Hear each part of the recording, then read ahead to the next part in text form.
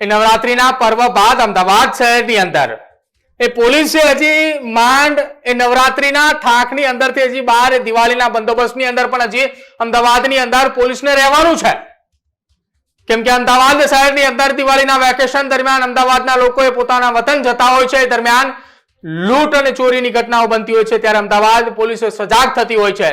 પણ હવે અમદાવાદ પોલીસને આ પ્રકારના બંદોબસ્તમાં લગાવશે કે જ્યાં અમદાવાદ શહેરની જનતા હેરાન પરેશાન થાય છે અને પોલીસને એ નથી સહન થતું તેમ છતાં એ સહન કરવું પડશે.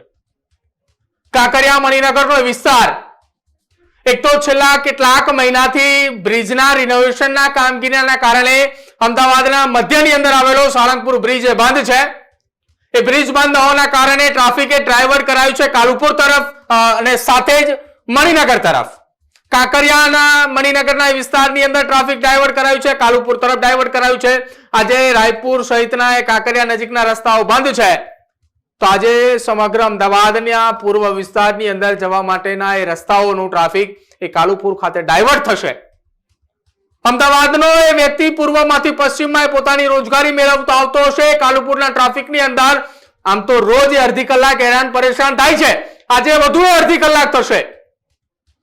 અમદાવાદનો નાગરિક કે જેને અમદાવાદના કોર્પોરેશનના મેયર અને અમદાવાદના નેતાઓને ચૂંટવા માટે જેને વોટ આપ્યો છે એ અમદાવાદનો નાગરિક 1 કલાક ટ્રાફિકમાં હેરાન થશે.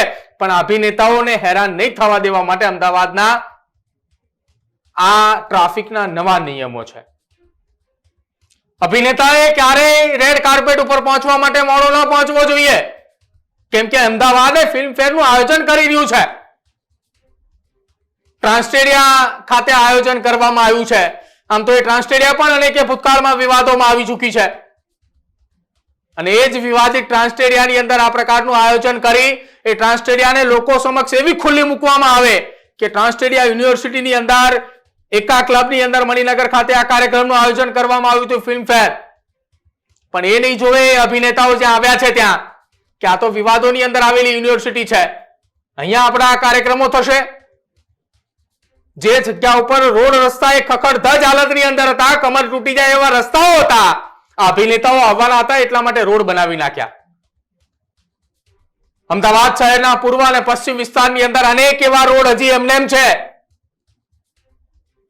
અમદાવાદના પૂર્વ વિસ્તારની અંદર થોડા સમય પહેલા એક મોટો સરકારી કાર્યક્રમ હતો તો શહેરના પૂર્વના તમામ રોડ રસ્તાઓ 50% બનાવ્યા. કાર્યક્રમ પૂરો થઈ ગયો, બાકીના રોડ એમના એમ જ જોવા મળી રહ્યા છે.